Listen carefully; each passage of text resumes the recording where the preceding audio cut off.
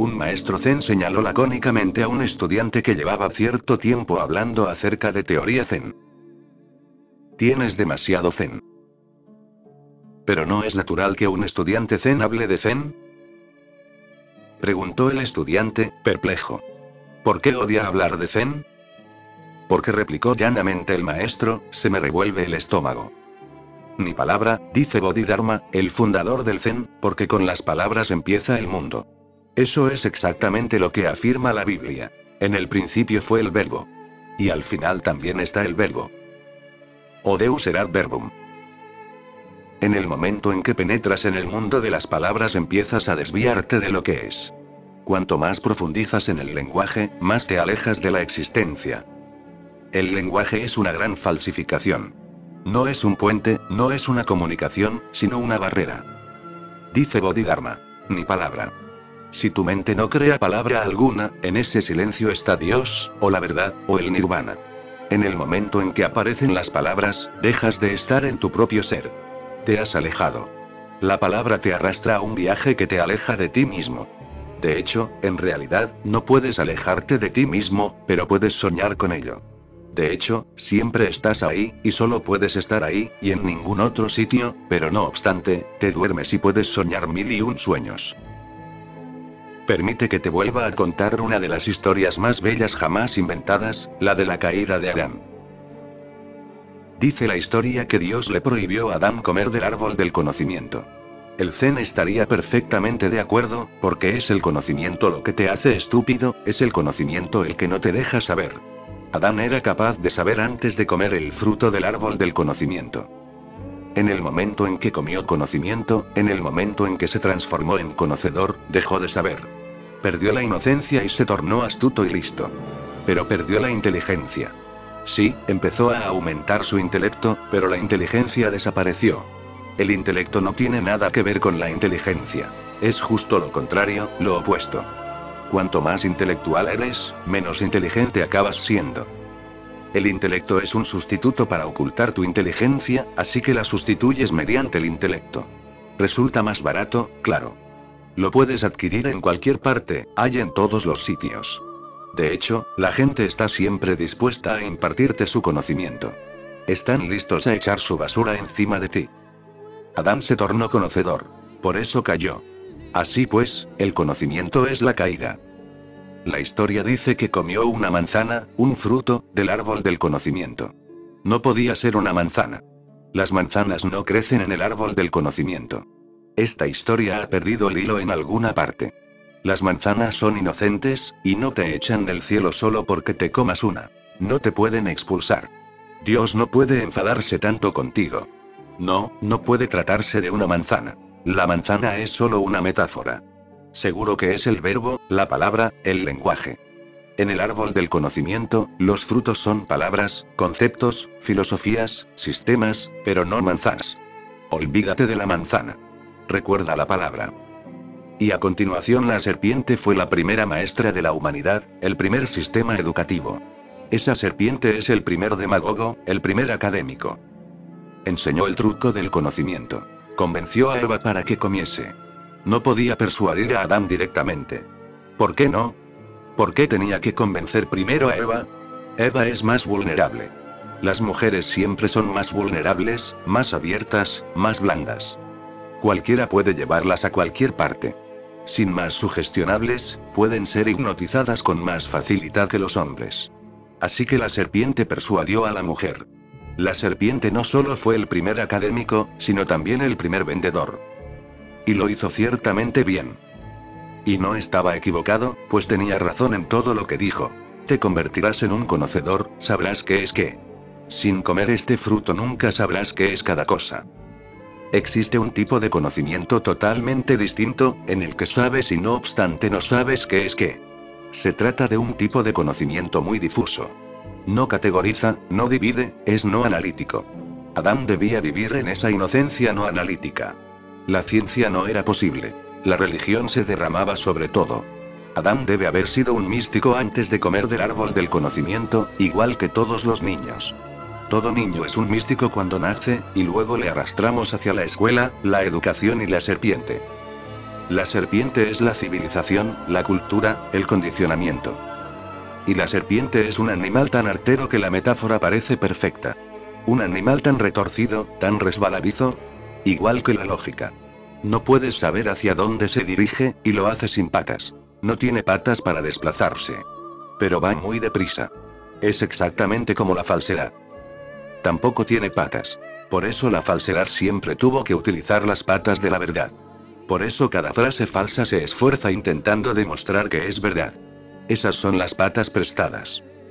La serpiente, el primer profesor, el primer académico, convenció a Eva, y Eva, claro está, pudo convencer a Adán con facilidad. La mujer siempre ha tenido mucho poder sobre el hombre. Todo lo que el hombre piense es irrelevante, a pesar de lo que pretenda. El hombre va por ahí pretendiendo que es más poderoso, pero no son más que tonterías. Y la mujer permite que el hombre se lo crea, ¿vale? Está bien, que se lo crea. Eso no cambiará la situación. La mujer ha seguido siendo poderosa, y existe una razón para ello: lo femenino es más fuerte que lo masculino, lo blando es más fuerte que lo duro, el agua lo es más que la roca. Puedes preguntárselo a Lao Tzu, que es un hombre de conocimiento pero sabe. Y lo que dice es que si quieres ser infinitamente poderoso, deberás convertirte en femenino. Tórnate pasivo. Lo pasivo siempre es más poderoso, más fértil que lo activo, por eso el hombre no queda embarazado. Es un erial. La mujer tiene la capacidad de quedarse preñada. Es potencial. Lleva vida en ella. Puede contener la vida. Y puede contener muchas vidas. Así que Adán cae en la trampa y se interesa por la cuestión. Debió haber pensado que si se volvía más conocedor también sería más activo, y sabría más. Dijo: si coméis seréis como dioses, seréis poderosos como dioses.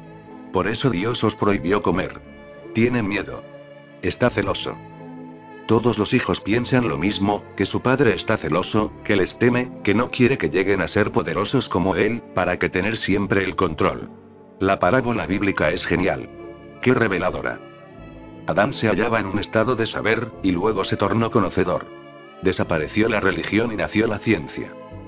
La ciencia, la palabra ciencia quiere decir exactamente conocimiento. Esas frutas eran los frutos de la ciencia. Perdió su inocencia y se volvió artero. Eso es lo que ocurre cada vez que nace un niño. Todos los niños nacen en el jardín de Dos, el jardín del Edén, y cada uno de ellos es persuadido por la serpiente de la civilización, la cultura y la educación.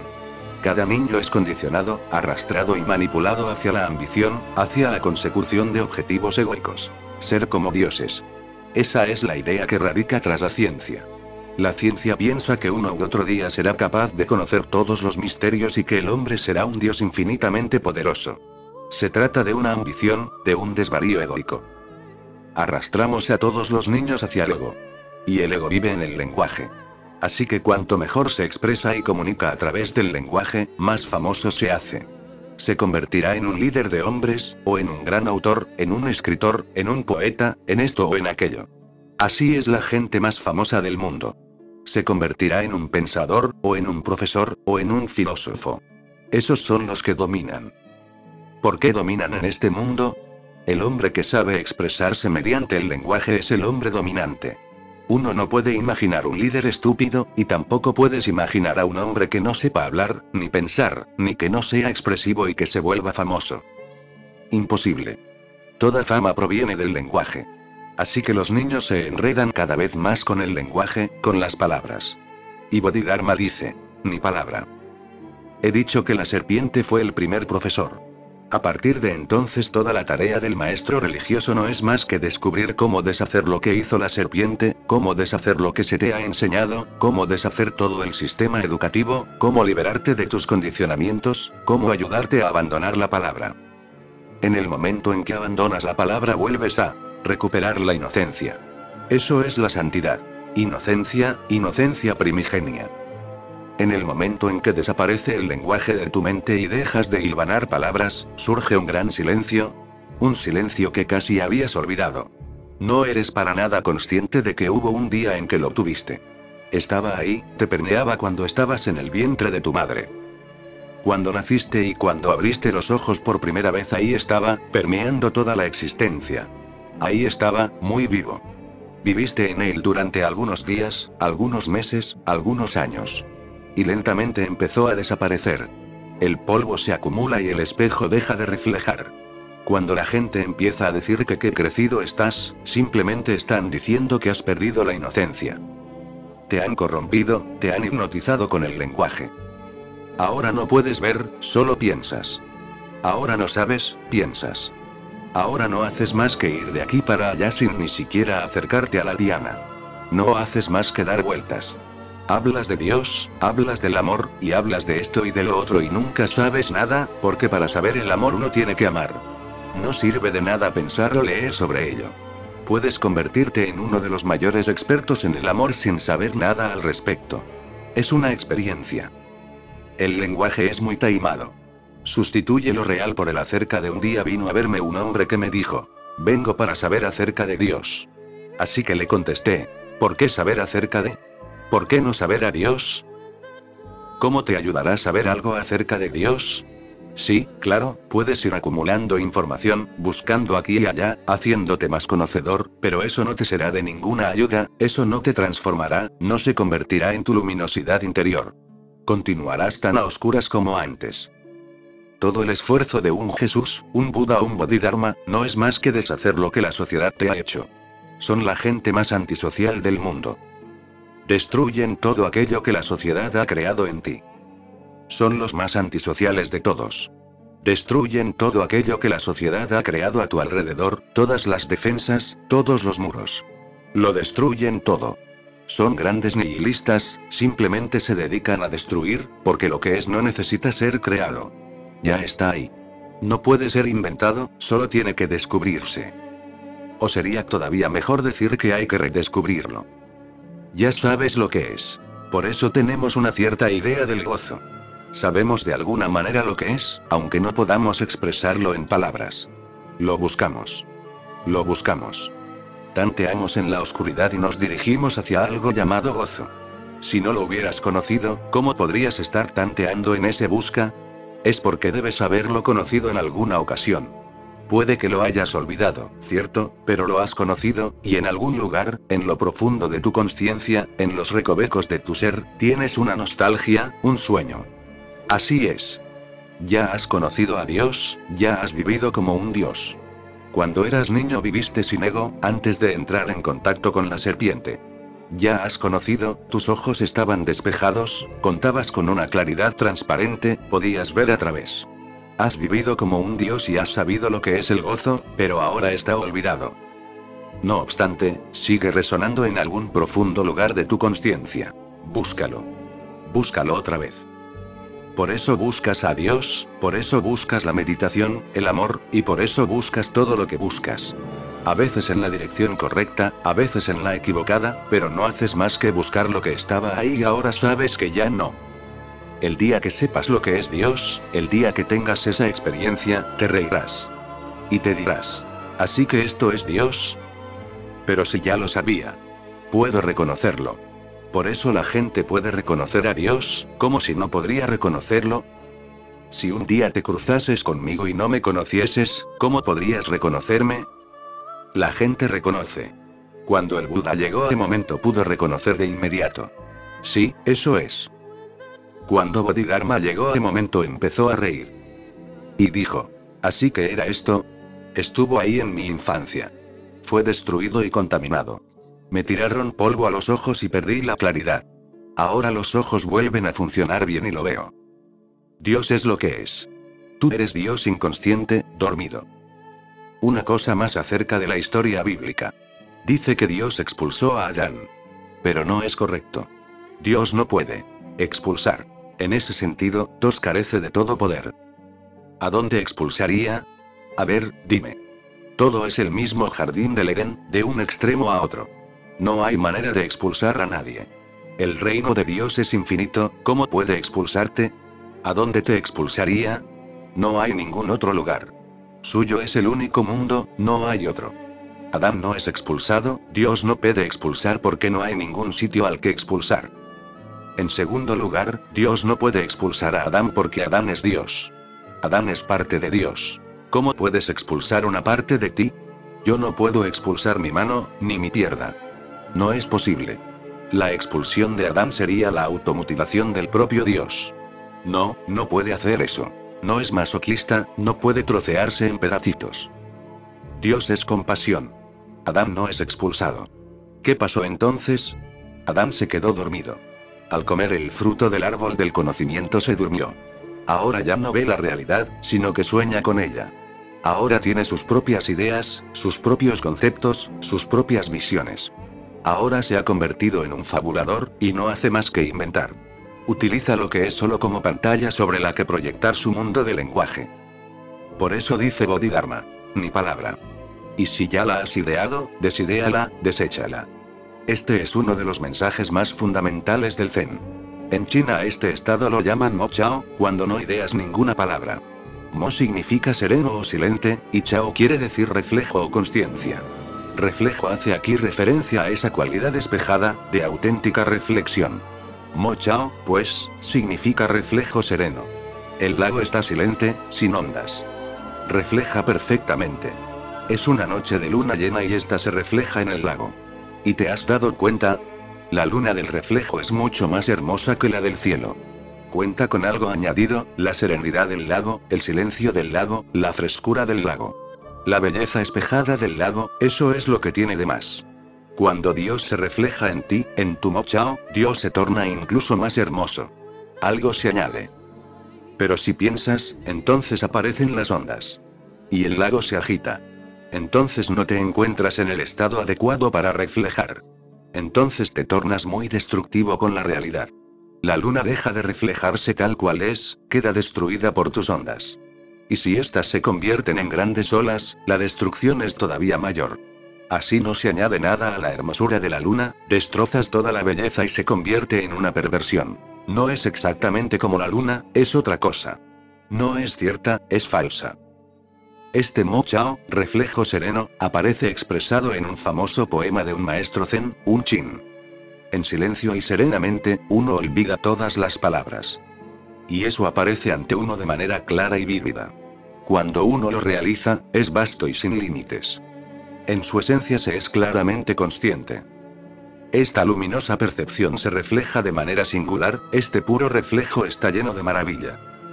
El rocío y la luna, las estrellas y los torrentes, la nieve sobre los pinos y las nubes colgadas de las cimas de las montañas. De ser oscuridad se tornan radiantemente luminosas. De ser oscuridad se convierten en luz resplandeciente. Infinita es una maravilla que permea esta serenidad. En su reflejo todo esfuerzo intencional desaparece. Serenidad es la palabra de todas las enseñanzas. La verdad del reflejo sereno es perfecta y completa. Ah, mira. Los 100 ríos fluyen convertidos en rugientes torrentes hacia el gran océano. El Zen se basa en Mo Chao, un reflejo sereno. Hay que tenerlo bien claro. Porque serenidad no significa una quietud forzada. Puedes forzar a tu mente para que esté quieta, pero eso no te será de gran ayuda. Eso es lo que hacen muchas personas que creen ser meditadoras. Fuerzan la mente con violencia. Son agresivas con su propia mente. Si no dejas de ser agresivo, llegarás a un punto en que la mente cederá, de puro cansancio. Pero solo en la superficie. En los vericuetos más profundos de tu inconsciente continuará la agitación. Será una serenidad falsa. La serenidad forzada es falsa, no es real. No, no lo lograrás a base de fuerza de voluntad. No puede ser mediante el esfuerzo. Solo llega gracias al entendimiento, no por fuerza de voluntad, aunque la tentación sea grande. La tentación siempre está ahí, porque hacer algo mediante la voluntad parece más fácil. Hacer algo mediante la violencia parece más fácil. Pero hacer la misma cosa mediante el amor y el entendimiento parece muy, muy difícil, y da la impresión de que se tardará 1000 años en llegar. Así que siempre tratamos de encontrar un atajo. Y en el crecimiento espiritual no existen los atajos. Nunca han existido y nunca existirán. No seas víctima del atajo. La serenidad debe crecer, no ser forzada. Debe provenir de tu núcleo más íntimo, a través del entendimiento. Así que comprende qué es lo que te ha hecho el lenguaje. Intenta comprender lo que el lenguaje ha destruido en ti. Intenta comprender que tu conocer no es tu saber, fíjate bien. Obsérvalo, fíjate en situaciones distintas, y verás cómo te aparta de la realidad. Te topas con una flor y en el momento en que la ves, el lenguaje salta inmediatamente en tu mente y dice: una hermosa rosa, y ya has destruido algo. Ahora ya no es ni hermosa ni rosa, porque ha aparecido una palabra. No permitas que la palabra interfiera con todas y cada una de tus experiencias. De vez en cuando déjate estar ahí con la rosa y no digas: una rosa. No es necesario. La rosa no tiene nombre, somos nosotros quienes se lo damos. Y el nombre no es una cosa real, así que si te apegas al nombre pasarás por alto lo real. El nombre te pasará ante los ojos y proyectarás algo. Todas las rosas pasadas. Cuando dices: es una rosa, la estás clasificando. Y las rosas no pueden clasificarse, porque son tan únicas e individuales que no es posible clasificarlas. No le otorgues una clase, no la encasilles, no la encajones. Disfruta su belleza, su color, su danza. Estate ahí. No digas nada. Observa. Permanece en Mo Chao, en un reflejo sereno y silente. Solo refleja. Deja que la rosa se refleje en ti. Tú eres un espejo. Si puedes convertirte en espejo, te habrás convertido en meditador. La meditación no es más que la pericia de reflejar. Y ahora, en tu interior no se mueve ni una palabra, y por ello no hay lugar para la distracción. Las palabras se asocian entre sí, se vinculan. Una palabra lleva a la otra, y esa a otra más, y no te das cuenta y has ido lejísimos. En el momento en que dices: esta es una hermosa rosa, inmediatamente te acuerdas de esa novia a la que le gustaban las rosas. Luego recuerdas lo que pasó con ella, te acuerdas del amorío fantástico, de la luna de miel, y luego de la miseria que sigue de manera natural, el divorcio, y todo lo demás. ¿Y la flor? Te habías olvidado completamente de ella. El lenguaje, la palabra, te distrajo y te fuiste de viaje. Una palabra lleva a otra. Existe un vínculo continuo.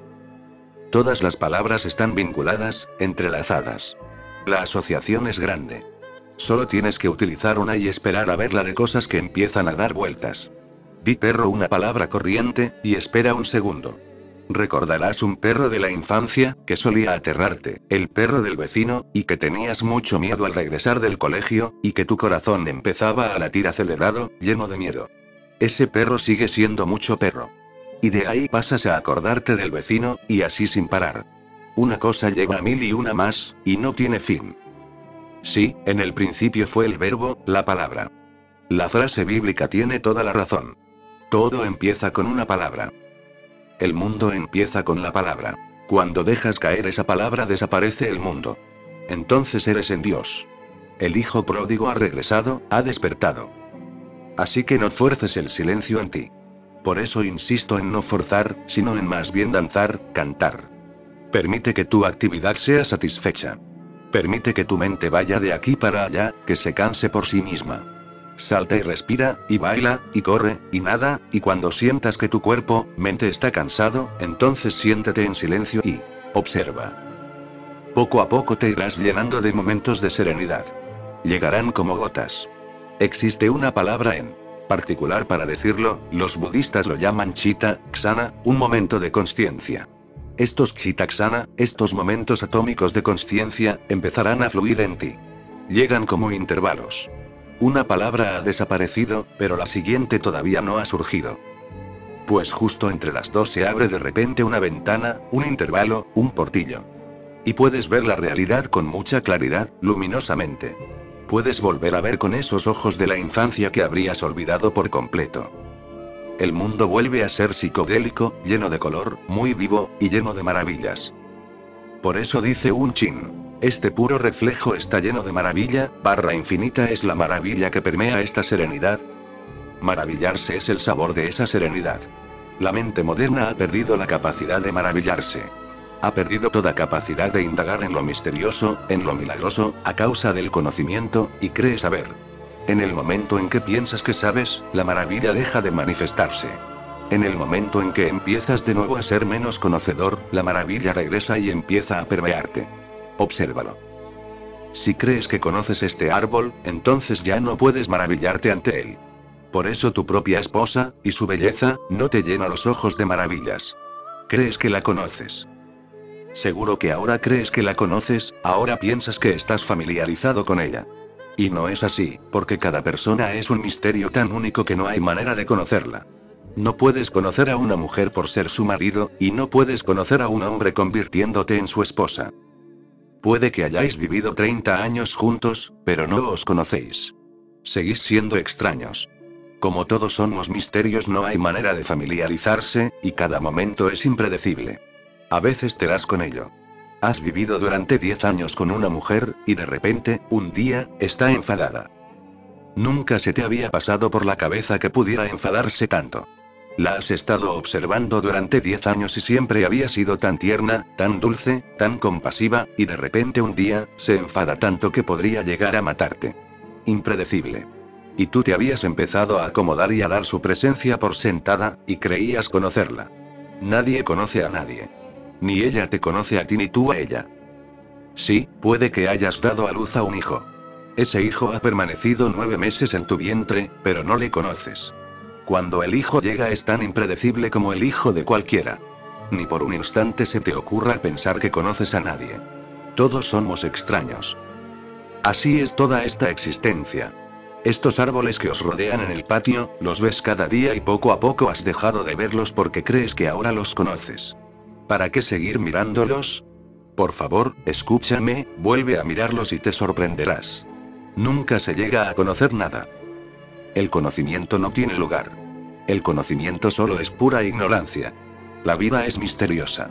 Sí, podemos disfrutar de ella, podemos danzar con ella, podemos cantar con ella, podemos celebrar, si todo eso es posible. Pero no podemos conocerla. Todos los grandes maestros del mundo han dicho que ese conocimiento no es posible. No pertenece a la naturaleza de las cosas. Y sea lo que creas que conoces, solo es algo parcial, simulado. Y a causa de toda esa simulación todo acaba pesándote tanto que dejas de maravillarte. Un niño se maravilla porque no sabe. Una vez que uno empieza a familiarizarse, lee geografía o historia y todo tipo de tonterías, entonces cree que sabe. Entonces la flor no vuelve a oler nunca más de la forma en que solía. Y entonces dejará de coleccionar conchas a orillas del mar. Habrá crecido. De hecho, en realidad lo que habrá sucedido es que habrá dejado de crecer. Habrá muerto. El día que creas que sabes, habrá tenido lugar tu muerte, porque ahora no habrá más maravillas, ni alegría o sorpresa. Ahora vivirás una vida muerta. Podrás entrar en tu tumba, no perderás nada con ello. Como ya nada te volverá a sorprender, ¿qué sentido tiene seguir viviendo? Suicídate. De hecho, eso es lo que en realidad has estado haciendo. Nos suicidamos. El día que creas que sabes, te habrás suicidado. Con este mochao, con este reflejo sereno, volverás a ser un niño. Volverás a tener esos hermosos ojos de la infancia. Inocentes, ignorantes, y no obstante, penetrantes. Así que recuérdalo, la serenidad, o el silencio, no es apaciguamiento. No es quietud. Implica la trascendencia de todas las palabras o pensamientos, denota un estado de más allá, de penetrante paz. No es una mente serena, es la serenidad en sí misma. No es algo disciplinado que provenga de tu propio esfuerzo. No es nada que haya que practicar, sino que hay que entender, amar. Debes jugar con ello en lugar de resolverlo. Es la ausencia de intelección. Sí, de eso es de lo que trata la meditación, de la ausencia de actividad mental. La mente deja de pensar. La mente está silente. No hay rastro de actividad mental, es pura conciencia en la tranquilidad de la ausencia de todo. Los japoneses tienen una hermosa palabra para ello. Lo llaman kokoro. Significa nada absoluta, una ausencia tremenda, vaciedad, pero no negativa. La ausencia de todo parece significar algo que es negado. Pero no. Todo lo que es basura es negado, es cierto, obviamente, pero una vez que niegas todo lo que es basura, se afirma tu naturaleza más íntima. Es muy positivo. Cuando las ondas desaparecen de la superficie del lago podrías muy bien decir que ahora no existe nada en su superficie. Flora en él, reside en él la nada absoluta. Pero no es un estado negativo. De hecho, ahora el lago se está afirmando a través de su silencio total. Su naturaleza se torna visible en la superficie. Las olas y ondas la ocultaban. Ahora está ahí, presente. Sin hacer ruido, muy silenciosa. No declara: aquí estoy yo, porque no hay ningún yo. Yo no es más que todo tu ruido junto. Y cuando el ruido desaparece, cuando desaparece la mente, cuando ya no hay más intelección, de repente eres por primera vez, y no obstante, no eres. No eres a la antigua manera. Has muerto y renacido. Esta es la segunda infancia. El maestro Suigan realizó la siguiente declaración al final del retiro estival.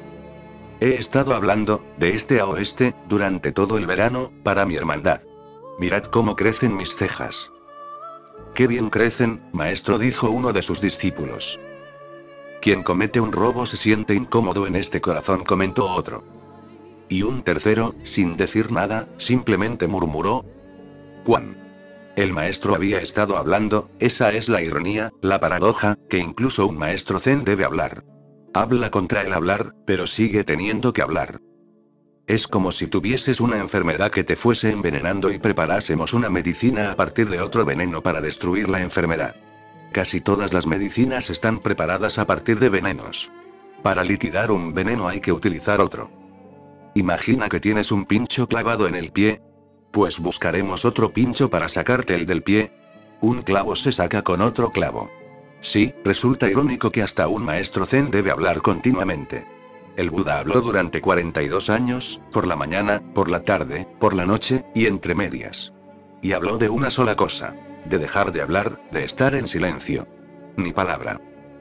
Ahora este maestro, este Suigan, lleva muchos meses hablando y al final de la sesión dice, he estado hablando, de este a oeste, durante todo el verano, para mi hermandad. Mirad cómo me crecen las cejas. Lo que está diciendo es, a ver, ¿sigo vivo o estoy muerto? Con tanto hablar puede que me haya muerto, puede que haya dejado de crecer. El primer discípulo dice, qué bien crecen, maestro. Es cierto, al 100%.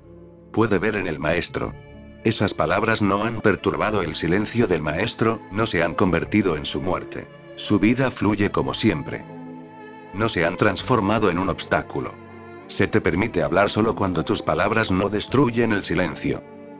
Cuando tu silencio permanece inmaculado, sin ser mancillado por tus palabras, entonces puedes hablar. Entonces tus palabras serán una bendición para el mundo. Ayudarás a muchas personas a salir de sus palabras. Tus palabras se convertirán en medicina.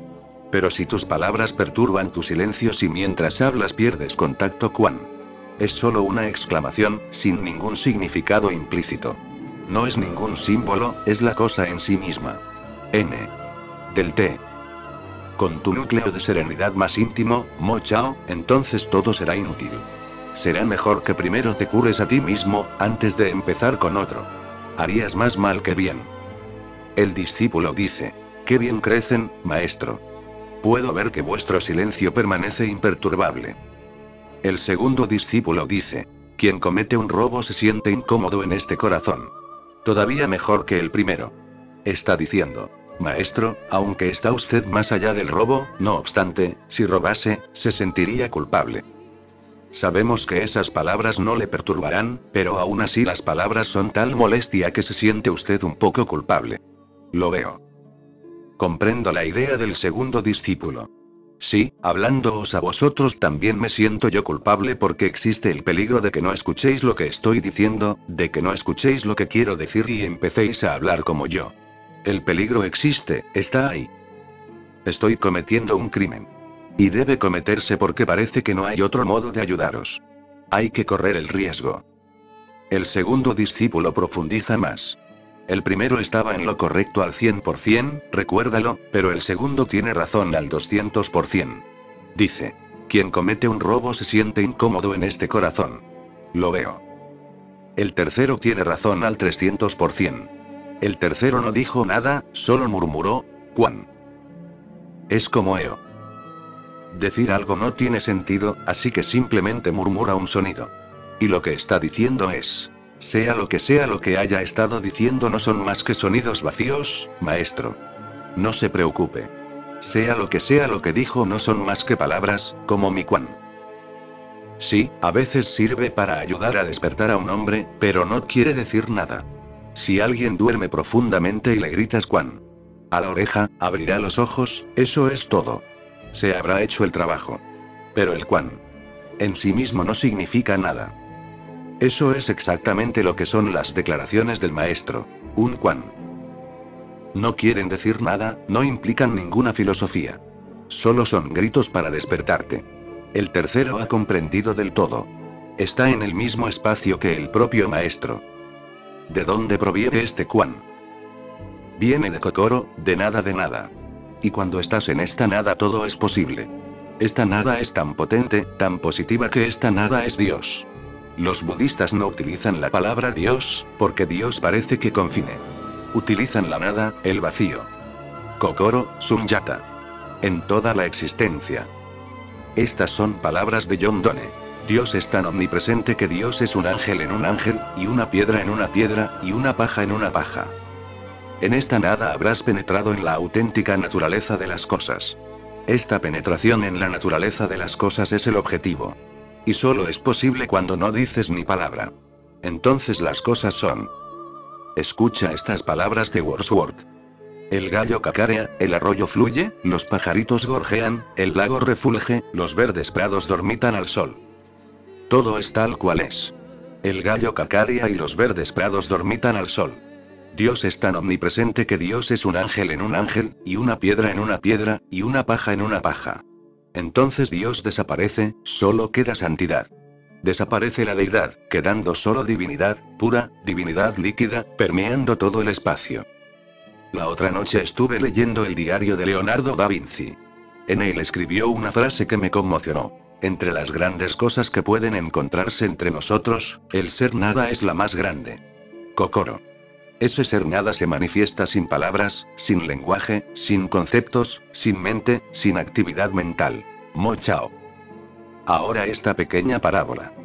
Un maestro zen señaló lacónicamente a un estudiante que llevaba cierto tiempo hablando de teoría zen. Bueno, lo primero es que el zen no tiene teoría.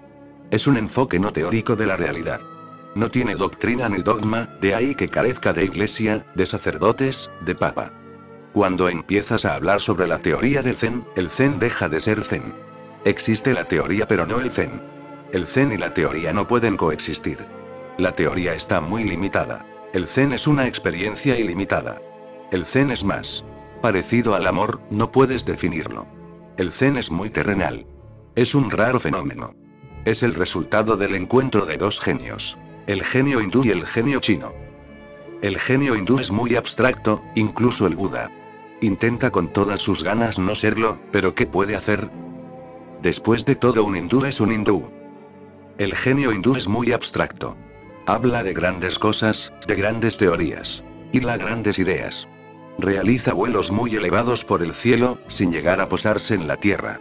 El genio hindú no ha sabido durante muchos siglos cómo aterrizar en la tierra. Sube, y luego no sabe cómo volver.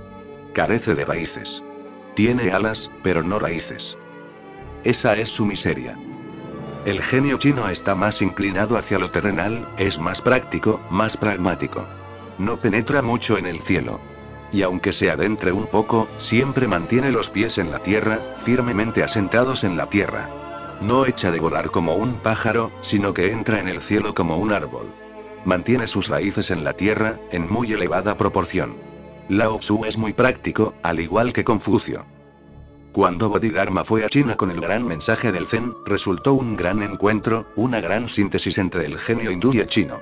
El Zen no es ni hindú ni chino. Cuenta con ambos, y no obstante está más allá. Así que si le preguntáis a un budista indio, hay muy pocos, si le preguntáis a un budista indio, no se tomará el Zen en serio. Dirá, son todo tonterías. Allí donde sigue prevaleciendo el budismo hindú en Ceilán, Birmania, Tailandia, nadie habla del Zen. La gente se ríe. Dicen que es como una broma.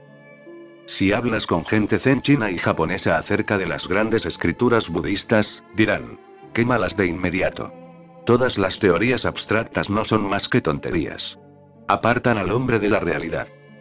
Para mí, el Zen es una de las mayores síntesis que se han dado, un fenómeno trascendental. La primera cosa al respecto es que es existencial, no teórico. No dice nada acerca de la verdad, sino que te ofrece la verdad tal cual es. Solo te despierta. Te sacude para despertarte, te grita para despertarte, pero no te ofrece teorías, ni doctrinas, ni escrituras, la única religión capaz de destruir todos los ídolos, y también todos los ideales. Un maestro zen señaló lacónicamente a un estudiante que llevaba cierto tiempo hablando de teoría zen. El zen carece de teoría. Eso es algo único del zen. En el momento en que empiezas a hablar de teoría zen, el zen deja de ser zen. Hay teoría, pero no zen. El zen y la teoría no pueden coexistir. La teoría es muy limitada. El zen es una experiencia ilimitada. El zen se parece más al amor. No puedes definirlo. Y el maestro dijo: tienes demasiado zen. ¡Qué declaración tan hermosa! Le dijo: tienes demasiado zen. Lo que le está diciendo es: no tienes nada de zen en ti. Así es como hablan los maestros zen. Quiere decir, en ti no hay nada de zen. ¿Cómo se puede tener demasiado zen? O tienes o no tienes. Es una manera de decirte que en ti no hay zen. Tienes demasiado zen significa: tienes demasiada teoría. Sabes mucho al respecto y ni siquiera has tenido un vislumbre de ello. ¿Pero no es natural que un estudiante zen hable del zen?, preguntó el estudiante, perplejo. La segunda cosa, primero, es que en el zen no hay teoría. Segundo, que no puede haber nadie que se denomine un estudiante zen. No es posible. Un estudiante busca teoría. Un estudiante quiere ser sabedor. Un estudiante acude a una serpiente, no a un maestro. Un estudiante acude a un profesor. Un estudiante va al colegio, a la universidad, a un instituto. El zen no tiene estudiantes. El zen carece de teorías, y por lo tanto, no puede tener estudiantes, ni profesores. Sí, cuenta con maestros y discípulos. Un maestro no es un profesor, recuérdalo. El trabajo de un maestro es exactamente el contrario que el del profesor. El profesor te enseña, el profesor te hace aprender muchas cosas. El maestro te ayuda a desaprender. El maestro es el antídoto del profesor. En el diccionario hallarás que quiere decir lo mismo, pero recuerda que, al menos en el mundo del zen, no son lo mismo. Soy un maestro, no soy un profesor, y quienes están realmente aquí no son estudiantes, sino discípulos. ¿Cuál es la diferencia entre un estudiante y un discípulo? El estudiante quiere saber más, aprender más. El estudiante quiere convertirse en erudito. El estudiante anhela el árbol del conocimiento. El estudiante quiere comerse todas las manzanas posibles. El estudiante está en un viaje egoico. Es curioso, inquisitivo, pero no está listo para ser transformado. El discípulo es un fenómeno distinto. El discípulo no anhela conocimiento. Quiere ver, no saber. Quiere ser. Ha dejado de estar interesado en acumular conocimiento, y lo que quiere es tener más ser. Su dirección es completamente distinta. Si para tener más debe deshacerse de todo su conocimiento, está listo. Está preparado para sacrificarlo todo. El discípulo no es un acaparador. El estudiante sí lo es. Y claro, cuando acaparas, lo guardas todo en la memoria. La memoria no deja de crecer en la mente de un estudiante, pero no es su consciencia. En el interior de un discípulo, la memoria empieza a desaparecer poco a poco. Ha dejado de cargar con el peso del pasado. Solo sabe lo esencial. Su conocimiento es utilitario. Pero su consciencia empieza a crecer. Su energía se traslada de la memoria a la consciencia. Esa es la gran diferencia entre un estudiante y un discípulo. El estudiante quiere saber acerca de. Todo su esfuerzo está dirigido a pensar mejor. El discípulo quiere ser. Todo su esfuerzo está dirigido a cómo ser, a cómo regresar a casa, a cómo volver a recuperar esos ojos infantiles, a cómo renacer. Eso es lo que Jesús quiere decir cuando dice: a menos que volváis a nacer. Estaba buscando discípulos. Y a Nicodemo le dijo: a menos que vuelvas a nacer no me comprenderás y no podrás entrar en mi reino de Dios. Puede que no sepas que el tal Nicodemo era un profesor, que había llegado en busca de conocimiento. Era un famoso rabino. Estaba en el consejo del gran templo de Jerusalén.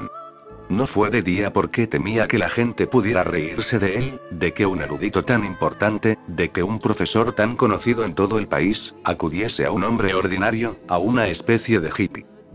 Sí, porque Jesús era un hippie. Iba con gente ignorante, con elementos antisociales, tenía todo tipo de gente, estaba con personas nada respetables. Era un hombre joven con aspecto de loco. Y hablaba de cosas de las que solo hablan los neuróticos o los budistas. Siempre que surge la cuestión de decidir si alguien es un Buda o un neurótico, acabas diciendo que es un neurótico, porque decidir que es un Buda va contra tu ego. Así que la gente sabía que Jesús era un poco neurótico, que estaba un poco loco, que era un excéntrico, y a su alrededor había reunido a gente un tanto peligrosa. Así que Nicodemo no podía acudir a verle a plena luz del día. fue a preguntarle en mitad de la noche. Y le preguntó: ¿qué es ese reino de Dios del que tanto hablas? ¿Qué es? Quiero saber más sobre eso. ¿Sobre eso? Cuidado. Y Jesús le dijo: a menos que vuelvas a nacer no sabrás lo que es. Eso fue demasiado para Nicodemo. ¿Volver a nacer? ¿Tiene un precio tan alto? Morir y volver a nacer parece demasiado. Un estudiante está dispuesto a pagar en monedas pequeñas. Un discípulo está dispuesto a pagar con su vida. Un estudiante tiene una pesquisa. El discípulo no solo es una pesquisa. No hay palabra para expresarlo. Pero en sánscrito tenemos una, mumuksa. Y para pesquisa tenemos otra, jigyasa. Significa que uno quiere saber más. Mumuksa quiere decir que uno quiere ser más. Uno quiere ser liberado de todo confinamiento. No se quiere seguir confinado en ningún tipo de cautiverio. En la tradición, en las escrituras, la sociedad, el Estado. Uno no quiere seguir padeciendo ningún tipo de cautiverio. Lo que uno quiere es ser libre, totalmente libre. Esa rebelión, esa necesidad de libertad total, es mumuksa. En Occidente, no hay palabras para traducirla. Podemos decir que es el deseo de pasar a ser carente de deseos. El deseo de ser tan completamente libre que ni siquiera quiere rastro de ese deseo. Pero ¿no es natural que un estudiante zen hable de zen? Es un estudiante, no un discípulo, y ahí es donde se complica todo. Dice: ¿no es natural? Sí, es natural en un estudiante. ¿Qué más puede hacer un estudiante?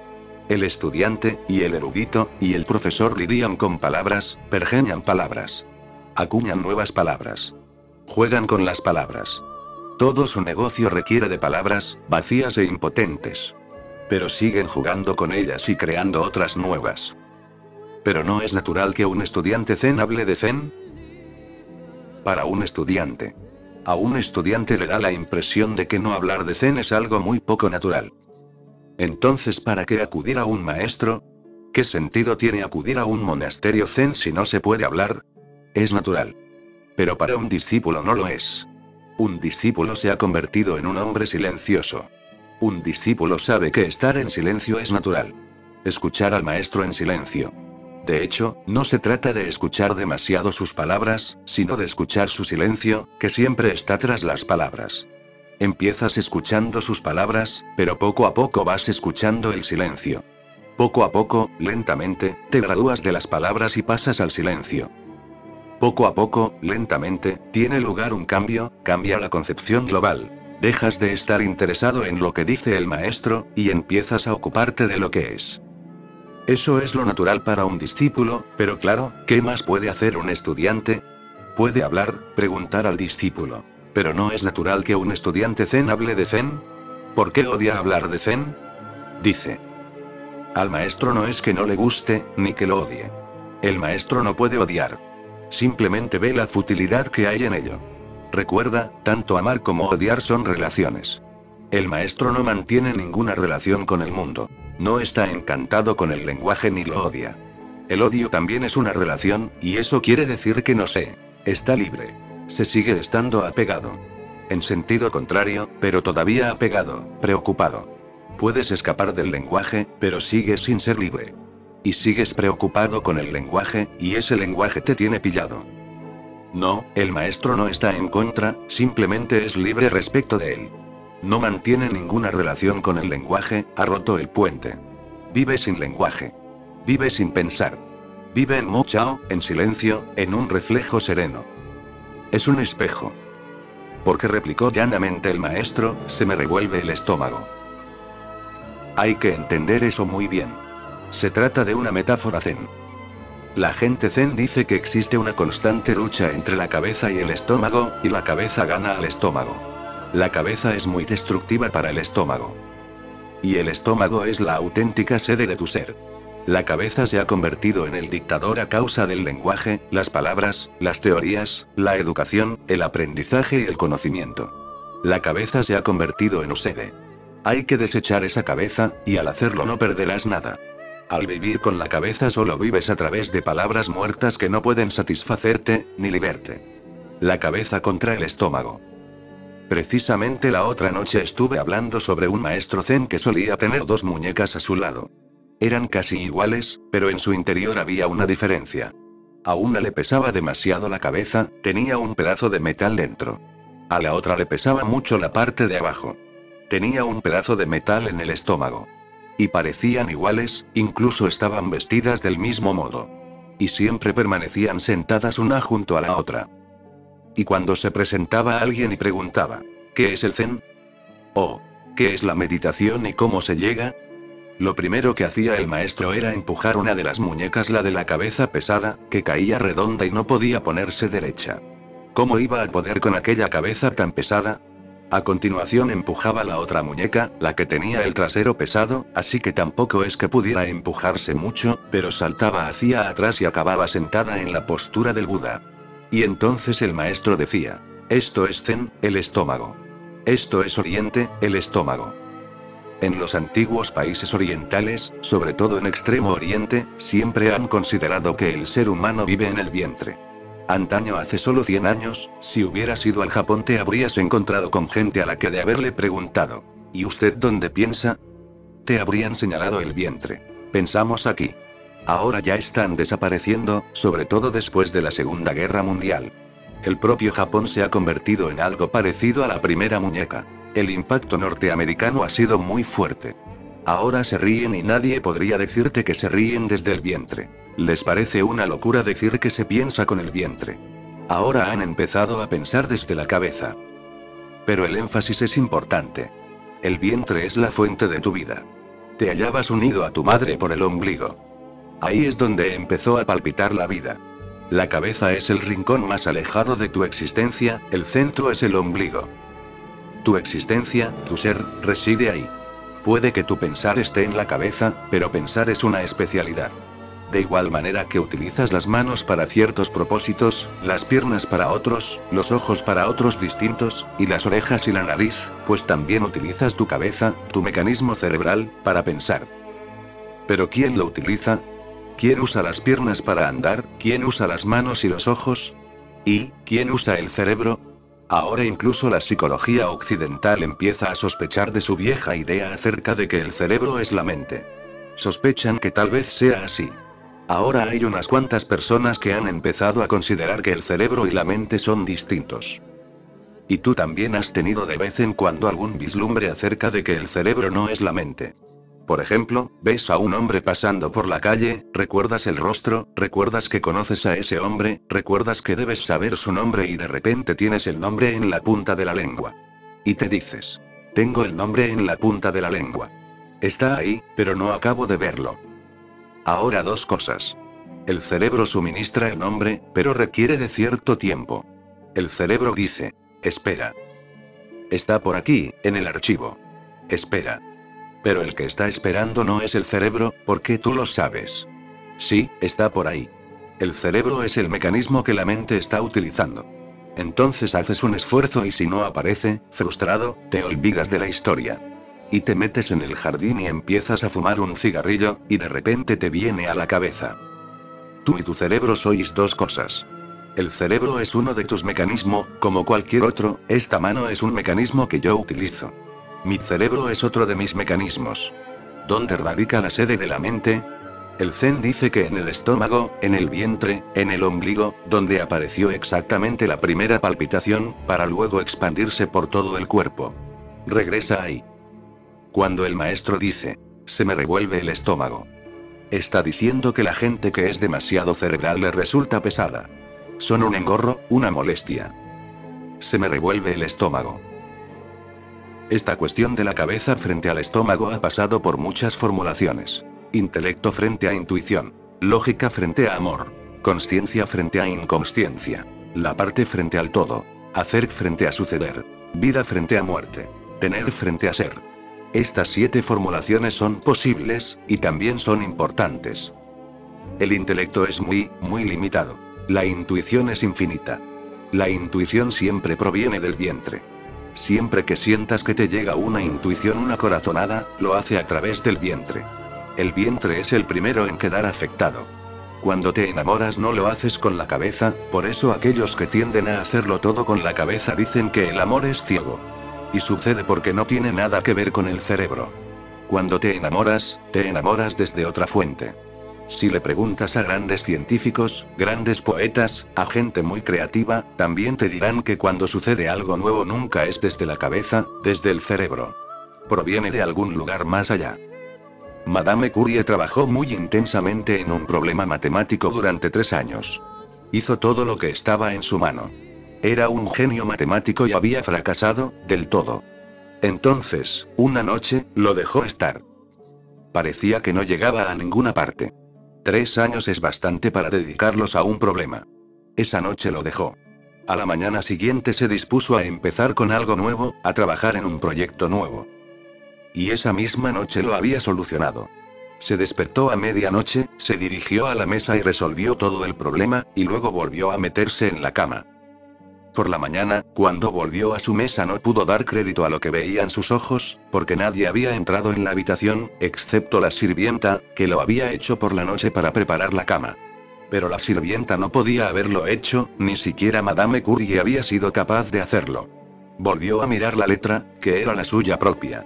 No exactamente, pero así era la suya. Parecía que hubiese escrito borracha, era un tanto imprecisa, temblorosa, pero seguía siendo su letra. ¿De dónde había salido? Entonces recordó un sueño que había tenido por la noche. Soñó que iba a resolver el problema y que estaba escribiendo. Y entonces recordó todo el sueño. Lo había resuelto en el sueño. El cerebro había fracasado. El cerebro no tenía respuesta. Había llegado desde el vientre, desde la mente. Lo mismo exactamente le sucedió a Buda. Se esforzó durante 6 años, intentó alcanzar la iluminación por todos los medios, pero no pudo. Le pasó como a Madame Curie, y una noche abandonó el proyecto.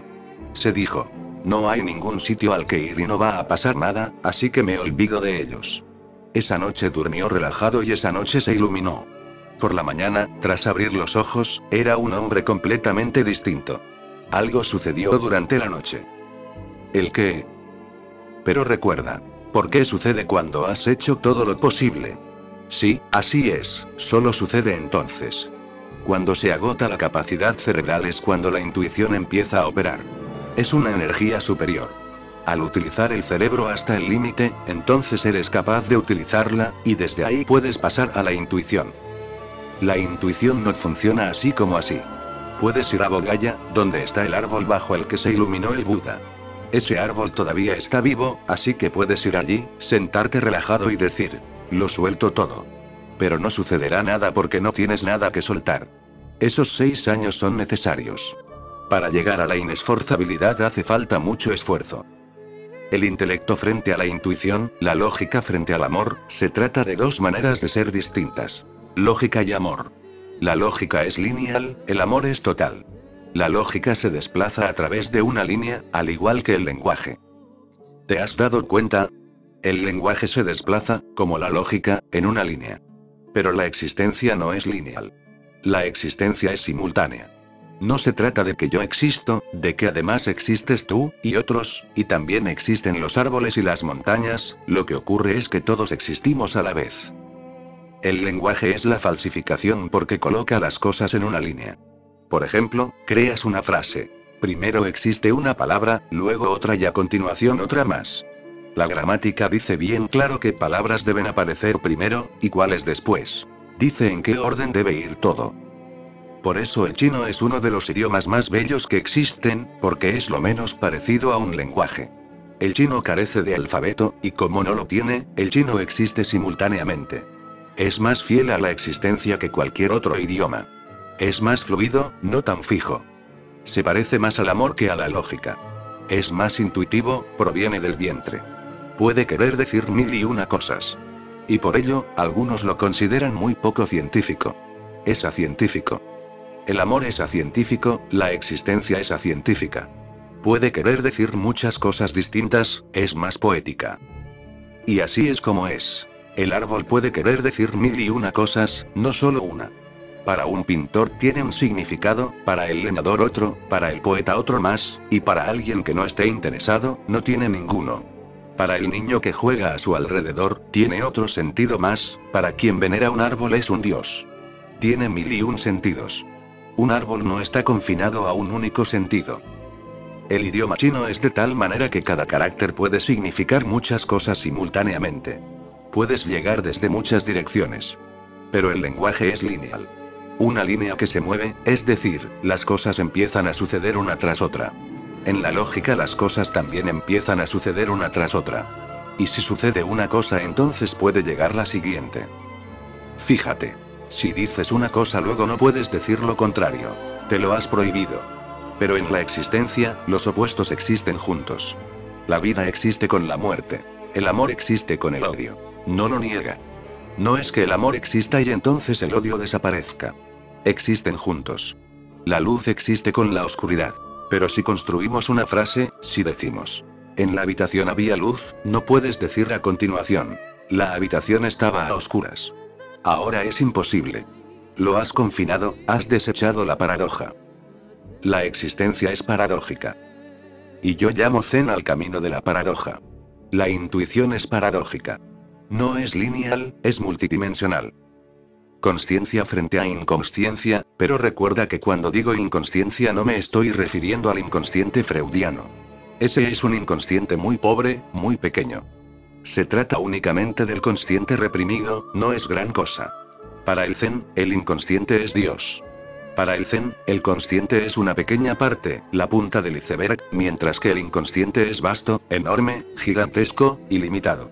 El consciente debe volverse en el inconsciente, no al revés. No se trata de que el inconsciente deba tornarse consciente.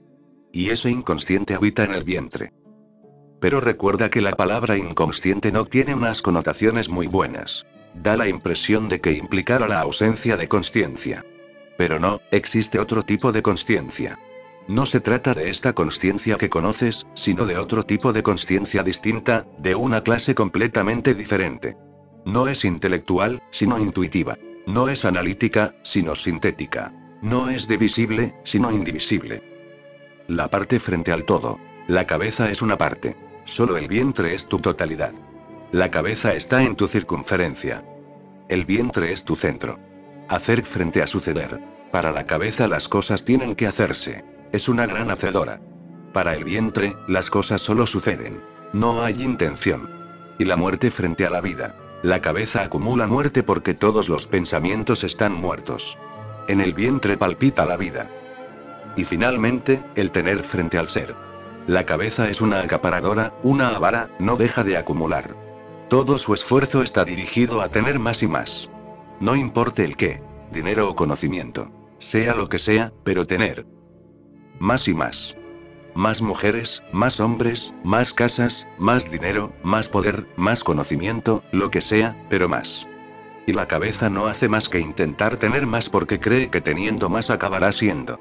Pero nunca acaba siendo más, porque tener nunca puede transformarse en ser. El vientre es el centro del ser. No piensa en términos de tener, sino de ser. Uno es. Uno disfruta de este momento de talidad. En ese momento de talidad todo está disponible, todo es una bendición. El maestro dice, se me revuelve el estómago. Y eso es lo que quiere decir. La cabeza es destructiva, deséchala. Pero abandonarla no significa que no la utilices. Debes hacerlo, pero no debes ser utilizado por ella.